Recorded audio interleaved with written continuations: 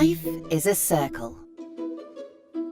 All that grows returns to where it began, the earth.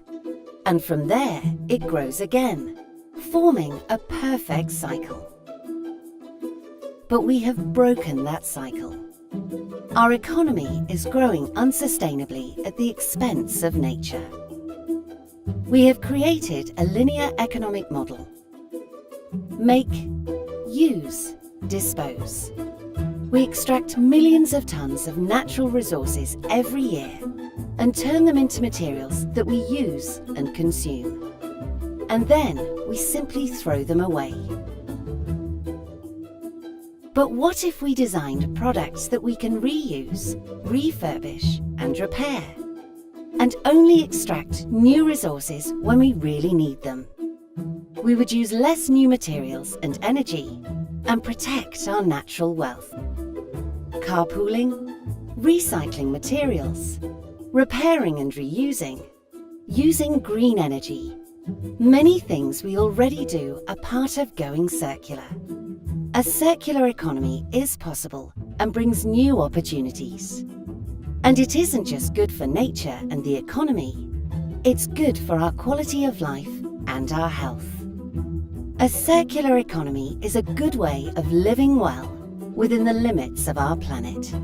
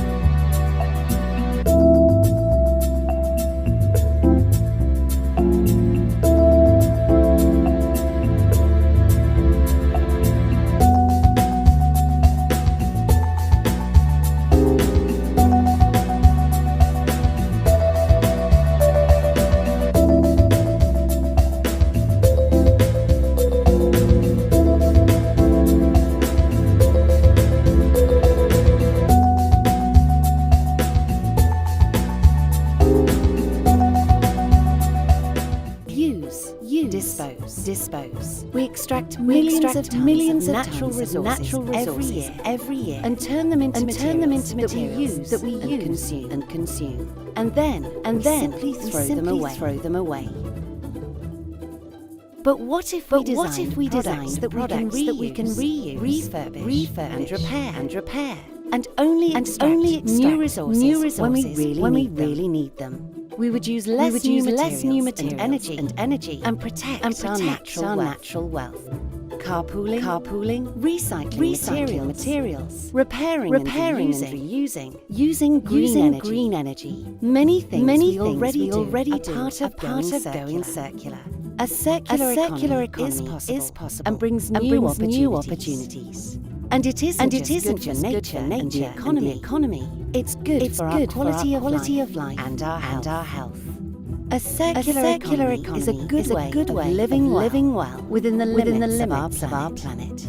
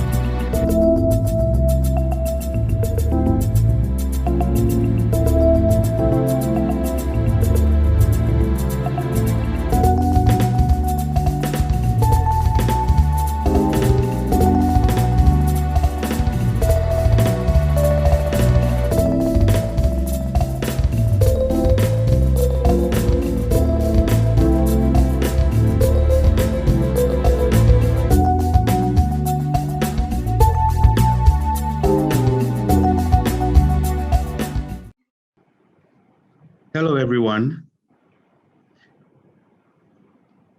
Hello, how are you? I'm good. So we're starting. It gives us great pleasure to welcome you all to the webinar, Africa and the Secular Economy, Opportunities, Strengths, and Benefits. My name is Edem Kofi Yevute. I'm General Manager of the World Trade Center Accra. On behalf of my team, I would like to say good morning to you from the beautiful city of Accra. I would like to also acknowledge our partners who have cooperated with us in numerous ways to put this webinar together. It is important to specially mention the Ecomondo Conference exhibition on the circular economy, which is organized by one of our key partners, the Italian Exhibition Group, for their support, cooperation, and sponsorship.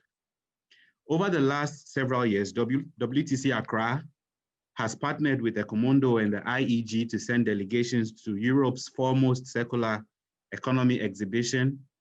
And to a large extent, the idea for this webinar came from this engagement. I would like to acknowledge also the Catalonia Trade and Investment Agency in Accra.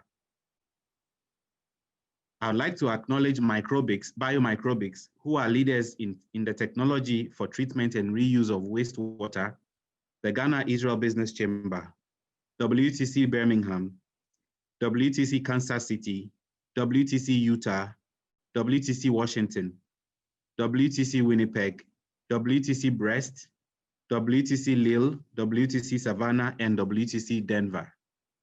WTC Accra being a leading trade and investment facilitation firm operating as part of the global network of 330 WTCs around the world, mean that we have enjoyed the natural cooperation of our sister WTCs, and we are grateful for this.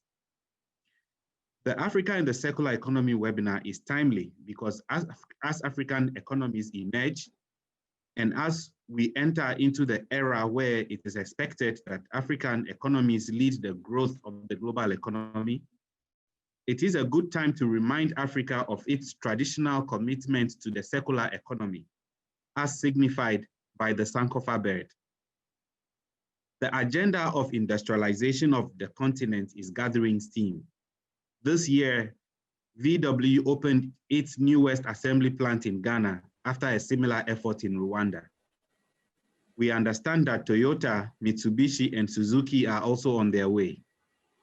Several other global giants have manufacturing assets here or are planning to establish manufacturing assets here. African cities are growing faster than cities on any other continent due to rapid urbanization. This webinar will examine these occurrences and throw out new opportunities to inculcate the tenets of the circular economy in Africa's development agenda. Now, before I introduce the first speaker, I would like to state the following. At any time during the webinar, if you have a question to ask, kindly type it in the chat box or the Q&A window, and I will share it with the speakers. There will also be a dedicated Q&A session after the presentations. This webinar is in two parts. There will be a morning session and an afternoon session. Participation in the morning session does not preclude participation in the afternoon session. After each session, there will be B2B deal rooms or meeting rooms. For those of us participating in these B2B rooms, kindly use the link sent to you to join the session after the webinar ends. I would like to request, if you would like to request a link to the B2B deal room, kindly send an email to info@WTC Accra stating your commercial interest, and a link might be sent to you. Ladies and gentlemen, I hope you enjoy your day with us, and I would like now to invite Mr. Vernon Sondo for the first presentation. Thank you. Good afternoon, good evening, from wherever you're clicking from. I am Vernon Sondo, an affiliate to the African Circular Economy Network for Ghana, representative for Ghana, and a sustainable development professional and a circular executive. I work with a firm called Chain Afrique here in Ghana, and we provide next life for materials, especially PET bottles and monofilament fish nets, which we export to our partners in Europe for recycling.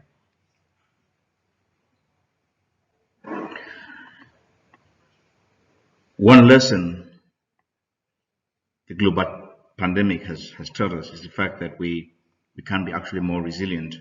But where are we actually channeling our resilience? Are we actually accessing opportunities that are inherent within the circular economy? Are we using that to adapt to this new sense of urgency and way of life, which we are actually experiencing at the moment? Just before the pandemic, I remember being in countless circular economy events and conferences in 2019, where there was a whole talk about, okay, what does the circular economy mean for us? How can we transition towards a circular economy? And what does it mean for society? And also, where is the funding going to come from for this new wave of innovation that's going to be required?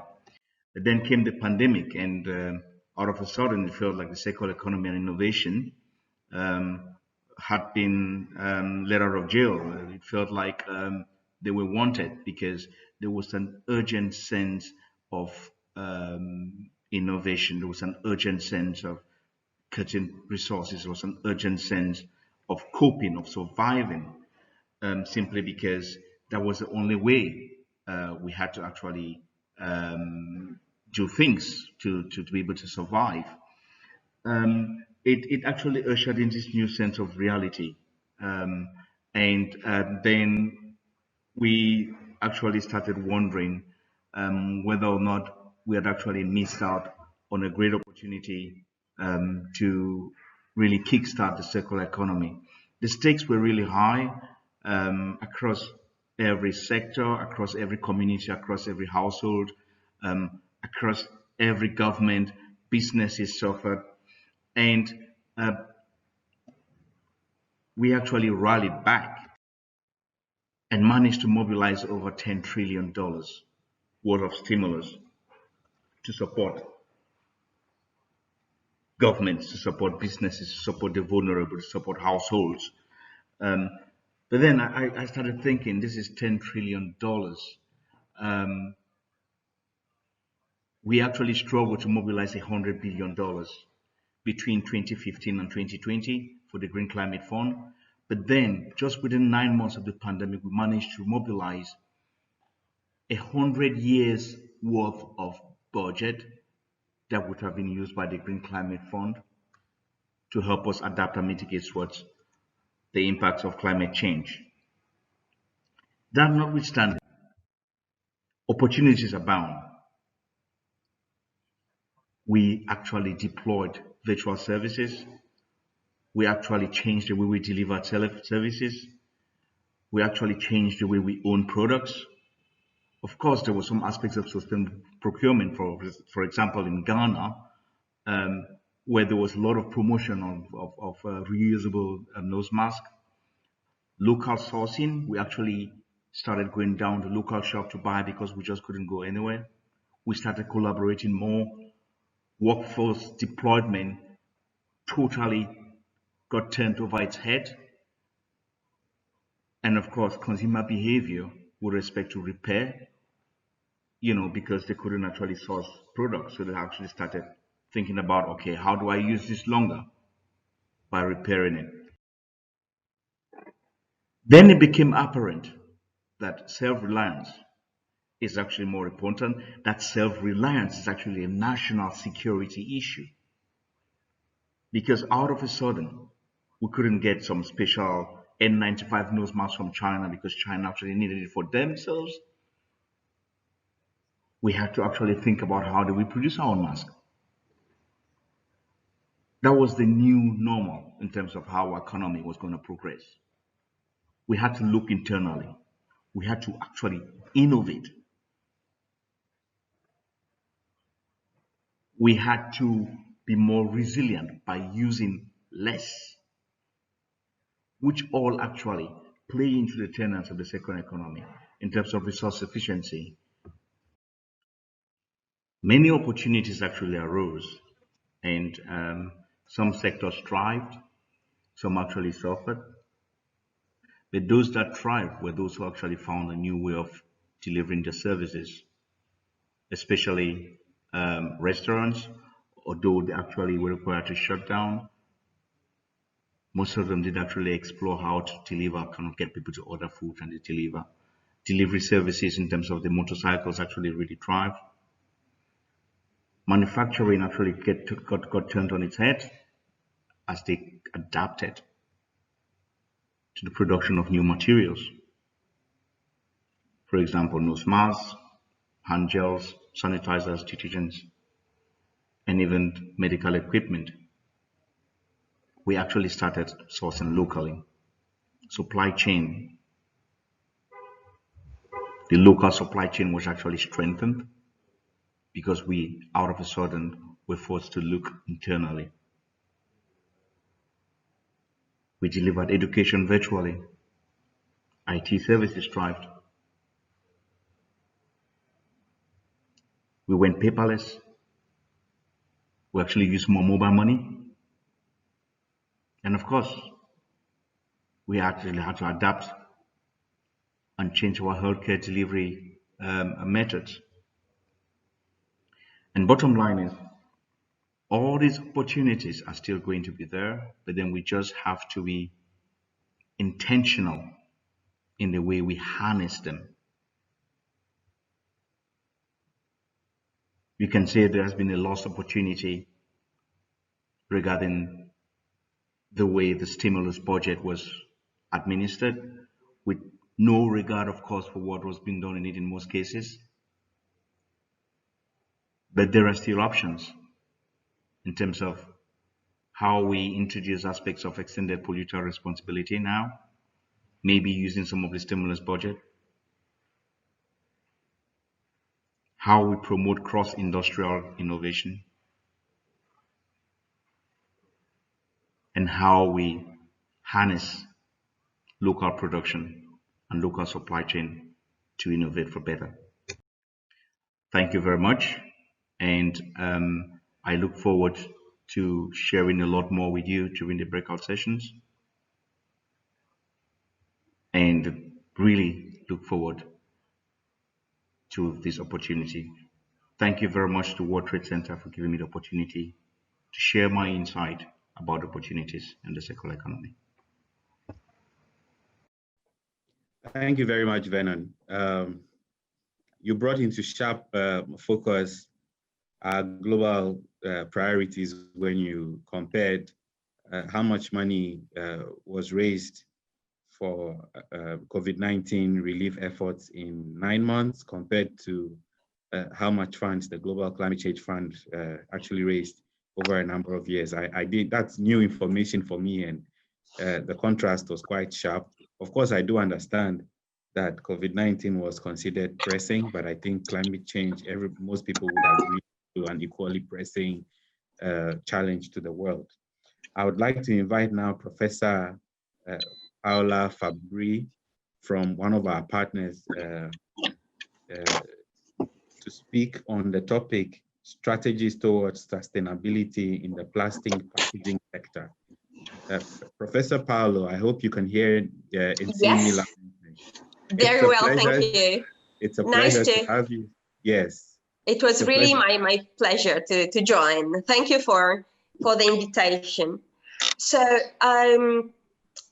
my name is Paola Fabri. I'm a professor of material science and technology at the Italian University in Bologna.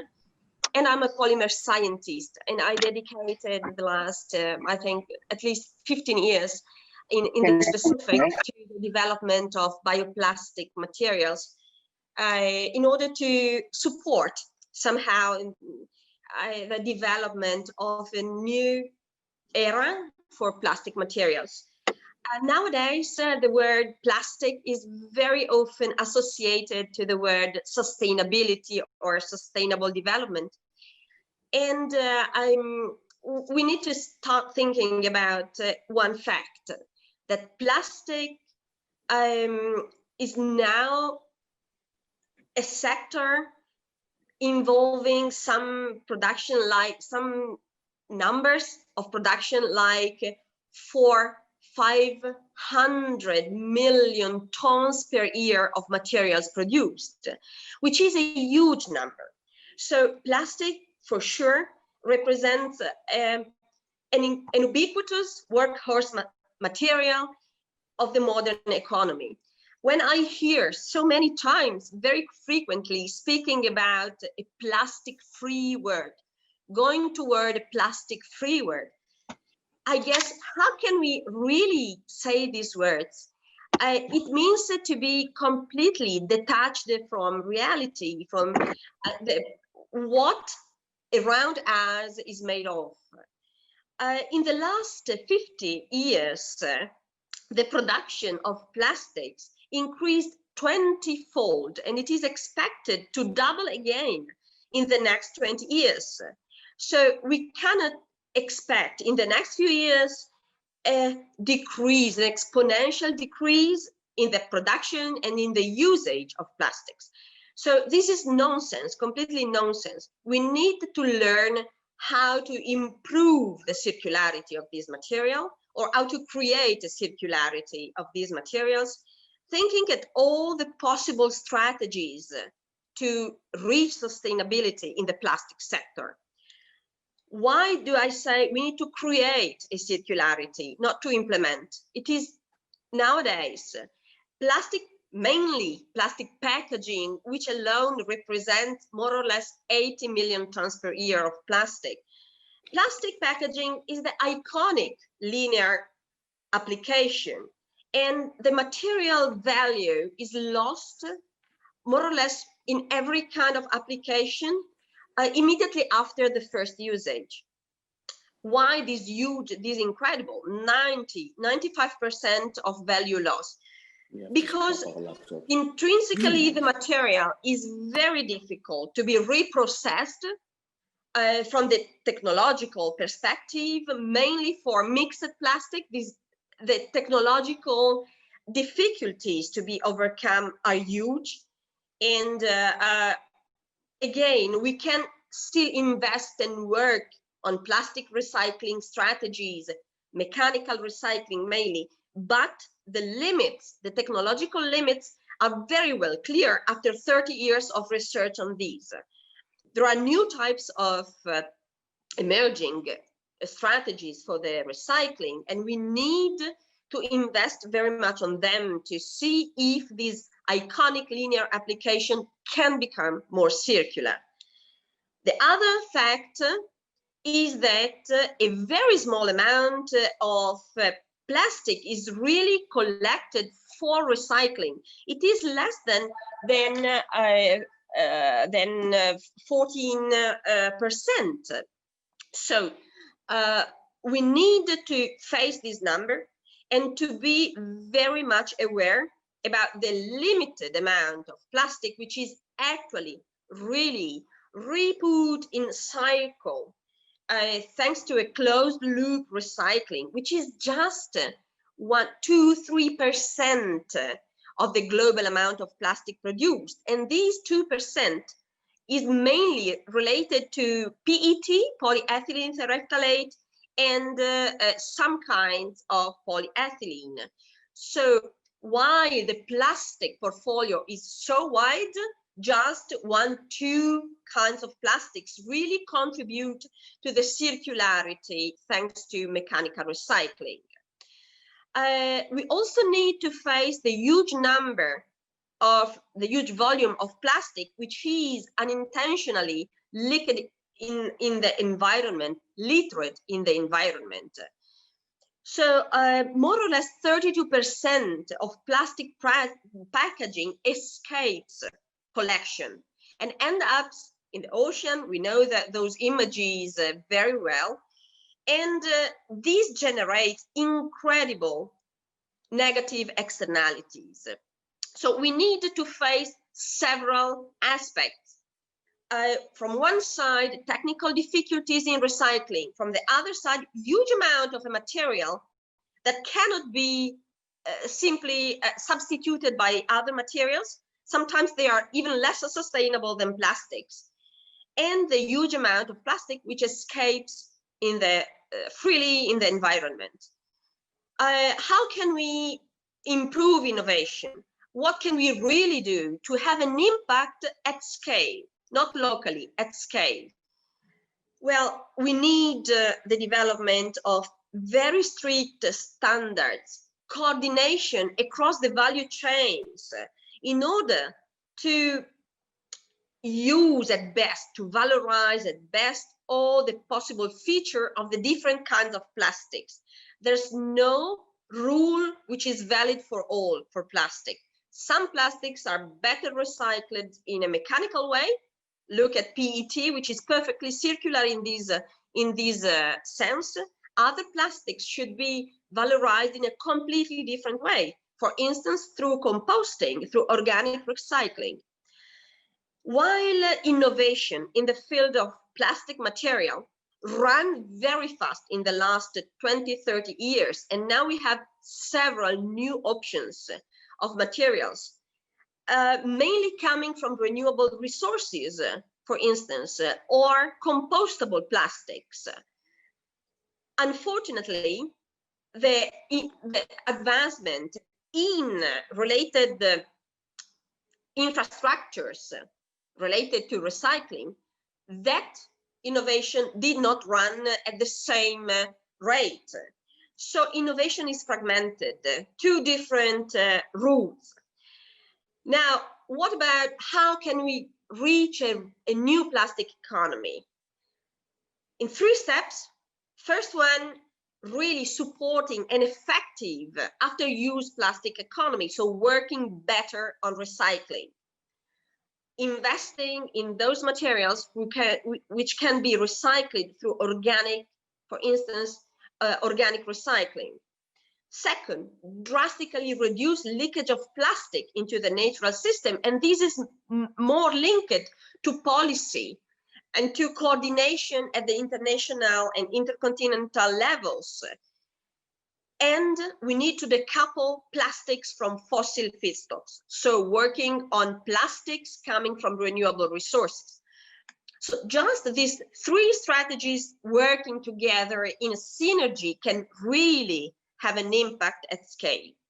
So when speaking with sustainability for plastic, people most commonly just focus attention on the raw materials to produce plastics, fossils against versus green alternatives, renewable raw materials, and then they focus the attention at the end of life management of the wastes of the plastic after use. But we have so many steps in the middle, and so sustainability can be reached just in one case, that we consider all the steps from the production of plastics, from the raw materials, the industrial technology for plastic production, manufacturing of plastic products, use of plastic from consumer or companies, and end-of-life management. We need to be sure that bioplastics or the alternatives really are sustainable or more sustainable, brings advantages in all these steps.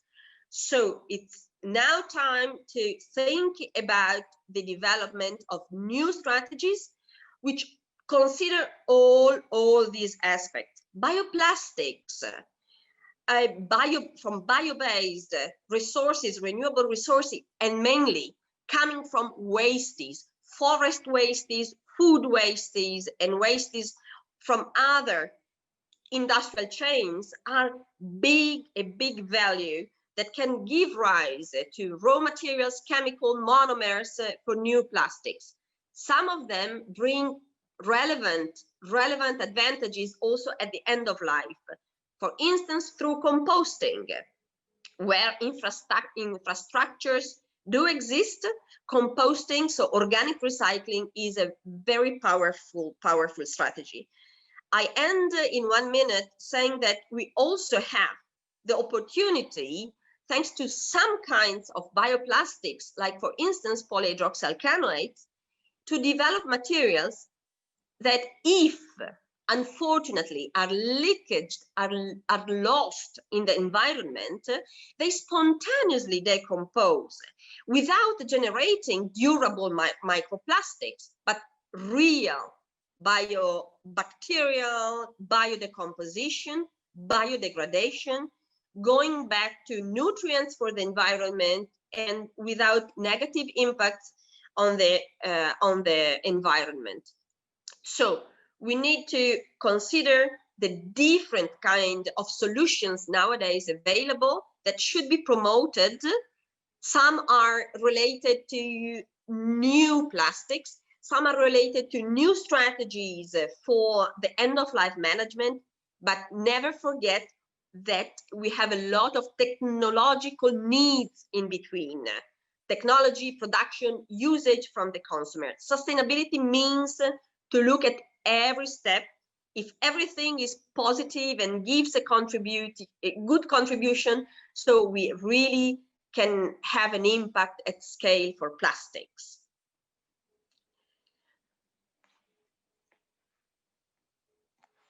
Thank you very much, Professor Paola.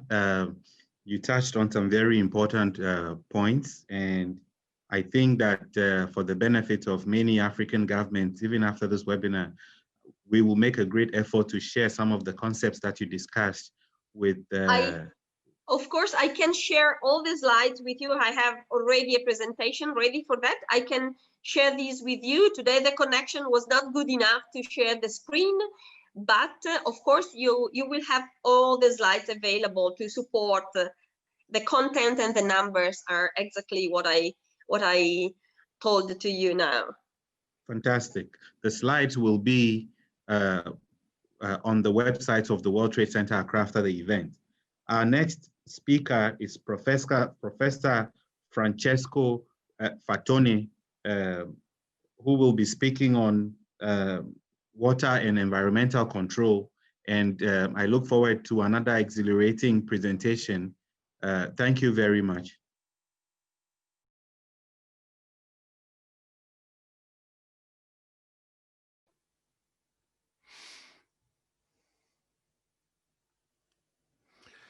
My name is Francesco Capozzi, and I wish to thank the organizers of the Accra World Trade Center webinars for giving me the opportunity to talk today about the reasons why biocircular approaches are so important to make healthy food also more sustainable. As the case scenario, we may just focus on the Mediterranean region, that is the part of the Earth globe that Africa and Europe shares.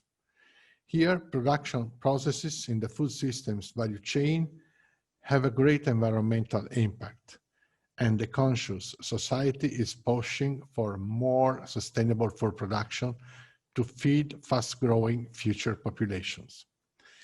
A value chain in a specific sector is a set of activities that a company carries out in order to provide the market with a valuable product, which can be a good or a service. Food value chains are sustainable when production and distribution systems are organized to ensure global economic and social development, while leaving sufficient planetary resources available for future generations.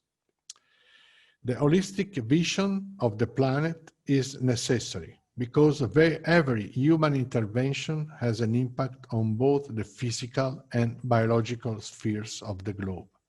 And here you find some impacts: climate change, population growth, water scarcity and overexploitation of natural resources, abandoned agriculture, agrobiodiversity loss, unsustainable agro-food value chains.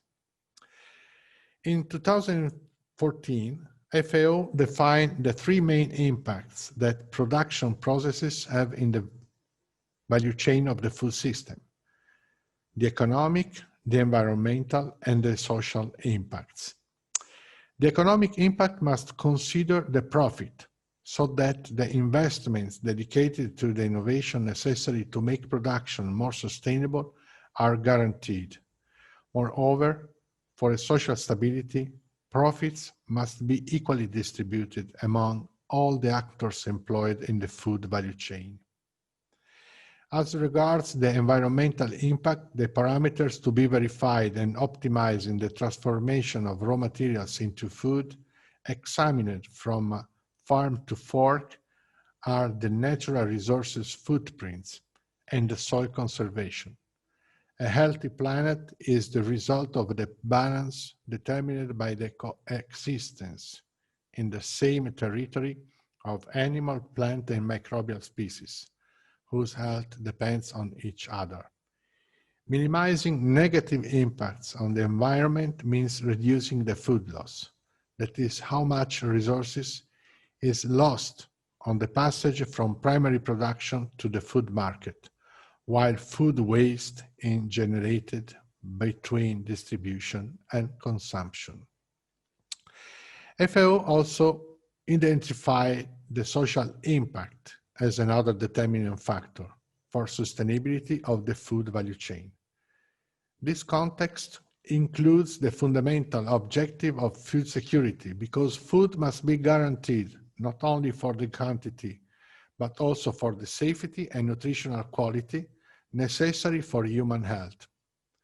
By combining the three impacts, the green growth, the ecological and social progress, as well as the inclusive growth, we will reach sustainability in the development of future food systems value chain. Take into account that the aim of making food production more sustainable for rapidly growing future populations is the lever that inspires the food industries to design new products. Other reasons are linked to the demand for innovation addressed by consumers and the market. In addition, the scientific knowledge that is emerging more and more abundant in the nutritional field leads to a greater demand of food considered healthier but accessible at affordable costs, because the population at risk of poverty is increasing. Well, how to translate the need for innovative food into products available in the market? The flowchart relating to the phase of transformation of raw materials into a final food product passes through the step of selection and selecting the raw materials, decomposition optimization, which leads to an optimal formulation, with the subsequent processing in food product that must be characterized for its composition, safety, shelf life, and sensory properties, which depend on the raw materials, although the properties of the final product are completely different. Finally, when the prototype of the new product passes all the checkpoints, the industrial scale-up phase is carried out, optimizing the packaging and the supply chain. It is worth to note that the purpose of choosing alternative raw materials could consist of selecting new plants or species richer in polyphenols or natural antioxidants, for example, or to enrich the product formulation with healthy bioactive molecules contained in bioproducts of diverse food production. Byproducts play an important role in the design of innovative foods, especially those fortified with specific bioactive molecules, because they can be a low-cost source. By avoiding artificial chemical synthesis, the materials of the side streams treated physically and with biotechnologies are still considered natural products. Furthermore, they become very convenient from a sustainable point of view because they enhance a product value, otherwise destined to less noble functions, such as fertilizers or biofuels, and recover components that, if obtained from other sources, would have much higher costs. The process that use physical and biochemical treatments allows to isolate and purify simple molecules already present in the byproduct to be used as ingredients. After their separation and extractions, however, many unrefined compounds are left, not usable in the food industry, and therefore will become waste material. However, if we apply enzymatic reaction or microbial fermentations, these materials can be further decomposed to recover other chemicals. At the top, we find the most precious fine chemicals to be used as biospecialties in the food industry. Further down, ingredients that can still be used in the food industry are isolated because byproducts are still not undergoing chemical operations, such as hydrolysis with heterogeneous catalysts, but only physical and biotechnological processes are applied that release natural compounds in cascade. This cascade of events is performed with microorganisms, no GMOs, and enzymes. Since the starting material is a food byproduct and not a waste, it is possible to bring the derivatives to the food. The normal flow of operation transforming raw materials into the final product ready for a market is accompanied by a process of selection and purification of chemicals from food byproducts in successive steps, carried out through enzymatic and fermentative systems, which takes the name of a biorefinery. The biorefinery is parallel and integrated with the mainstream of the food industry to minimize waste. Of this, a part become byproducts that must be characterized for their use as ingredients, and above all, the absence of harmful contaminants must be ensured. They must be conveniently stored so as not to decompose in an uncontrolled way.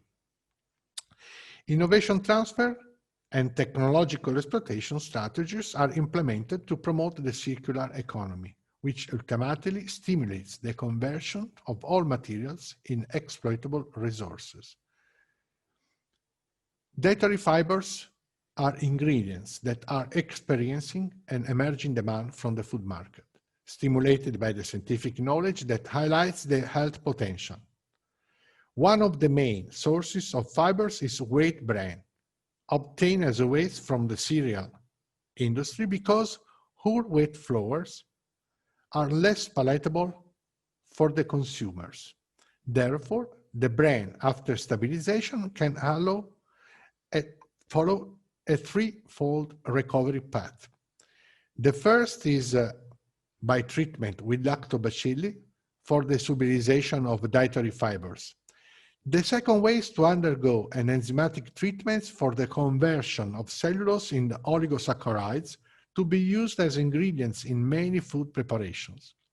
Finally, a very interesting way consists of the extraction of an abundant antioxidant compound having an unpleasant bitter astringent taste. This ferulic acid is converted by fermentation with Pseudomonas fluorescens into vanillin, which is a precious aroma used in the confectionery industry, which is a sector in which artificial flowers are not very welcome. The peculiarity of the process is that it allows to obtain a natural aroma, since fermentation is a natural biotechnology tool. Obtaining dietary fibers for bran is not the only decisive process for the successful production of a fortified bread product. The ingredient must be correctly included in the ideal formulation in doses that are appropriate to offer the health benefit. Even with the same ingredients, while planing with different processing parameters, bread with very different tastes is obtained, as can be appreciated by looking at the spider web charts, used by specialized sensory panels to describe the final product. Each line, blue or yellow or red, represents a product, and the distance from the center measures the intensity of specific sensorial note, such as color, taste, or flavor. For instance, the sample represented by the blue line has a crumb with a more intense bitter taste. The optimization phase of the food processing parameters was one of the objectives of the Chance Research Project, to obtain bakery products for population at risk of poverty, enriched with fibers while using low-cost ingredients. Without the optimization of technological processes, the bread developed would not have had the correct acceptance by the market. The European Namaste project has developed an innovative technology whose various processing operations are described in the flowchart shown in the slide. It was possible to obtain very interesting ingredients based on the albedo citrus fibers. On the left side of the slide, they were used as a stabilizer for fruit pulp suspensions. And therefore, the product appeared more homogeneous and attractive to the consumer. The image on the right side shows their use as an ingredient to enrich transparent drinks with polyphenolic antioxidant. The nutritional improvement of foods widely consumed by groups of population at risk of poverty was the objective of the Chance project, which used fermented and ultra-homogenized tomato peels and seeds as low-cost ingredients to obtain a velvety paste rich in dietary fibers. When the new products were conceived, in this case spreads, confitures, and dressing, the nutritional facts were used as the targets of the project, aiming to obtain products richer in proteins and fibers and depleted in carbohydrates and fats. The main objective was to include a quantity of dietary fibers equal to at least 5% of the ingredients, having emerged from epidemiological studies that the dietary habits of the groups of the population at risk of poverty were particularly low in fibers. The biggest challenge, however, remained to make the developed products appreciated as much as the traditional ones, if not more. The basic formulation was that added with different mixtures of natural flavors to meet the tastes of different populations, since the project was carried out on an international scale. Not only dietary fibers have been extracted from industrial byproducts to fortify foods with a better nutritional balance. The idea of the Pathway 27 project was to include these bioactive molecules for subjects at risk of metabolic syndrome in the effective dose within products used daily. The added value was to use a natural powder extracted from red grape skins, a byproduct of the wine industry. This slide shows the images of the product prepared on a laboratory scale, but the same biscuits have been already successfully prepared on an industrial scale with quantities of over 3 tons produced over 3 months trial. So byproducts of the wine industry, otherwise destined for disposal, were exploited, and the extract was included in foods with sensory characteristics also appreciated by consumers for prolonged use. Therefore, the concept of sustainability and bioproduct refineries for the production of healthy food have been so far applied in several instances, as shown with case studies in this presentation. Thank you for listening, and I invite you to contact us for further details and to clarify your curiosities.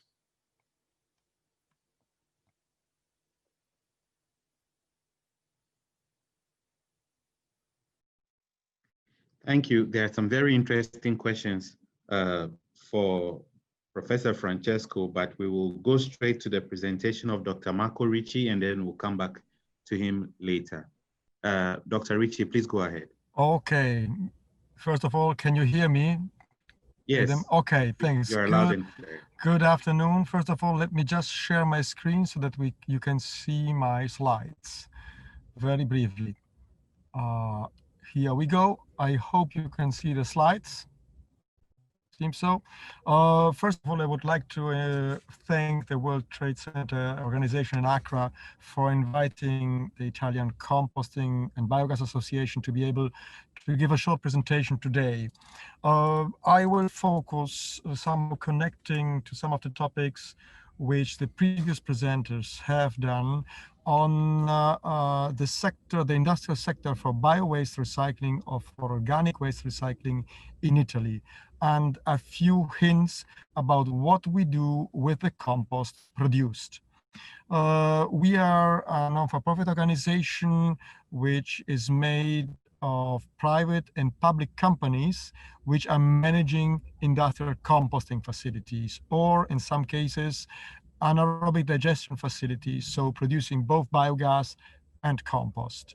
We have also members which are developing and producing machinery and equipment for realizing those kind of facilities.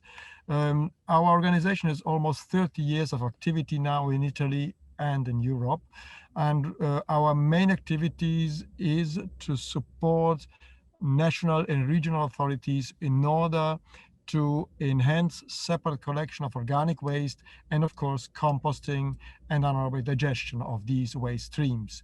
We also give technical and legislative assistance to our members, so speak, to the recycling facilities, and organize regular training courses, sometimes also for international guests. We had last time, without the COVID, of course, we had a 4-day study tour around Italy showing how to collect organic waste and how biogas and composting facilities can effectively transform these waste streams into new products. Just briefly, we have about 100 facilities associated to our organization, and these facilities represent roughly 70% of all the organic waste which is treated and recycled in Italy into compost and biogas. And we have a number of facilities which today have a treatment capacity which is exceeding 100,000 tons per annum. Just a few numbers about us. What do we treat and what is treated in Italy? Well, in Italy, roughly there are 6.3 million tons per annum of organic waste. Bio-waste is the EU wording for that, which is transformed, which is collected separately and recycled into biogas and compost. Most of these waste streams is made of food waste, which is collected mainly in Italian cities, towns, and villages. A minor amount is garden and park waste. We name it green waste. The sector is significantly booming in the last 20 years, as you can see from this slide. We expect to reach roughly 9 million tons per annum of organic waste recycled by 2025, which is one of the target years according to European circular economy legislation. We know that one of the key elements for the Italian strategy is to be able to collect large amounts of non-avoidable food waste in cities and towns. And just to give you one example, because the time frame I'm allocated is relatively short, we do collect food waste also intensively at the HoReCa sector, speak hotels, restaurants, canteens, and from households, speak families, also in large metropolitan cities like the city of Milan, where today we collect almost 100 kilogram per capita a year of food waste separately from all other waste streams. This means a need for recycling 150,000 tons per annum, which do not go into landfills, which do not go into incinerators, but which are collected separately and recycled into a product. Of course, to recycle these amounts of organic waste streams, which also include organic waste coming, as I said before, from the commercial sector, from the food sector, which is transforming food into various of products, from the dairy sector and so on. Well, we have a number of composting facilities in Italy, as you can show here.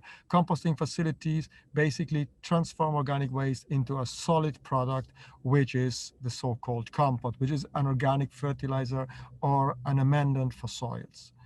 Most recently, a number of biogas facilities were regionalized in our countries in the last 10 to 12 years, specifically treating organic waste collected in cities and towns.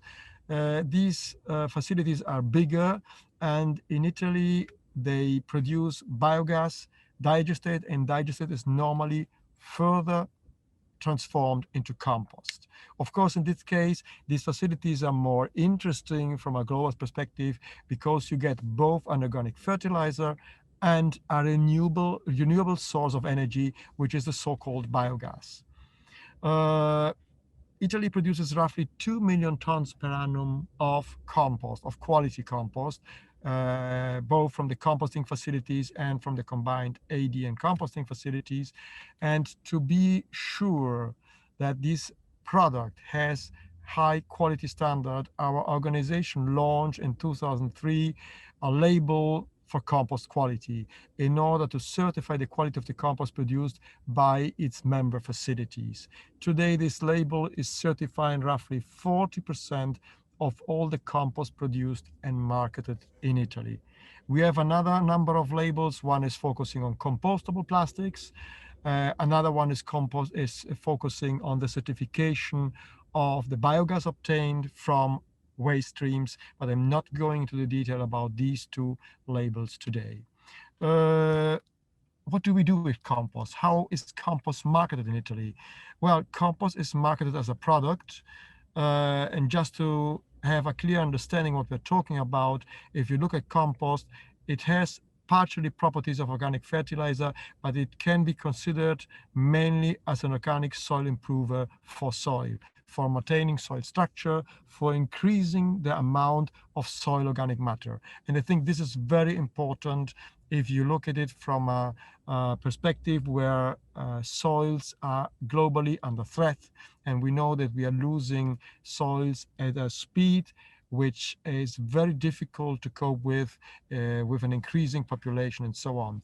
I'm talking to you from a country which is Italy, which is a Mediterranean country where many soils have an organic matter content below 2%, which for us is a critical value. So compost can help in restoring soil organic matter.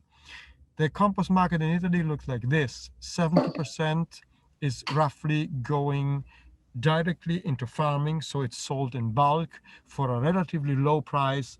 The costs for compost in bulk is between 5 and 10 to 12 euro per ton. There are a number of other applications, which is horticulture, the use of compost for potting purposes, and so on. And of course, for these more specialized uses of compost, the cost or the price that the facility gets is higher. And we can reach up to 100 euro per ton, especially if you sell compost in packet or in sacks, in smaller amounts and in minor quantities. Just to give you a few hints how you can use compost, this is an example of the use of compost in horticulture in Italy. The amounts in this case are around 40 tons per hectare. And these tests have been done by a number of facilities associated to us. And what we could see in this case, this is salad or horticulture grow, we got a crop yield increase of roughly 13% compared to conventional, let's so-called chemical or conventional fertilizers. We realized an increase in the N content in topsoil of about 23% and in potassium content of about 18% compared to conventional agricultural practices.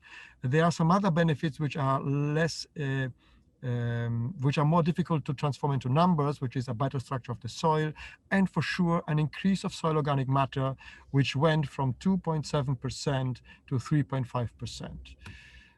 There are other uses, like for example, you can use compost as a substitute for turf or for peat in nursery gardening. And here, just in a screenshot, you can see the comparison between different trials, between zero use of compost and substituting peat with up to 35% of compost. And of course, you do these trials to evaluate the outcomes in terms of the productivity, and in this case, on the shape and size of the flowers. Last but not least, compost can be used in public gardening. This is just one example where compost was exported from Italy to Doha, which is a country which is basically a desert country. And in that case, the amount of compost were used to create a growing substrate on sandy soil in order to have green public areas and spaces. And it's just a third example where city can take an advantage of the quality compost. a final remark from our point of view. We know that when we go into details, we can talk about cost of production, cost of facilities, cost of selling compost. We never forget, and we are highly engaged as a composting organization, that the closing element of the circular economy and organic waste management are our soils. And so I would just briefly inform the participants and the members of this webinar that there is an international initiative which is called SOS Soil, or Save Organics in Soil, launched by European Compost Network, and which has a specific manifesto which tries to engage decision makers and stakeholders to take care of our soils and put in place relevant, successful legislation, at least in Europe, in order to maintain our soil and to restore soils where they're damaged according to the UN Sustainable Development Goals. If you're keen to have more information about that, just Google on these links. The slides have been sent to the organizers and we will share with you after the webinar.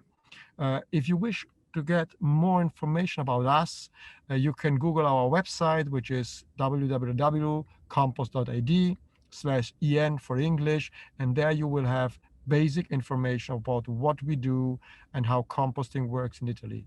If you wish to get specific information, just write to me. My email can be found from the webpage and in the slides that you will receive after the webinar. Thank you very much again for having the opportunity to talk to you, and I'm looking forward for your questions.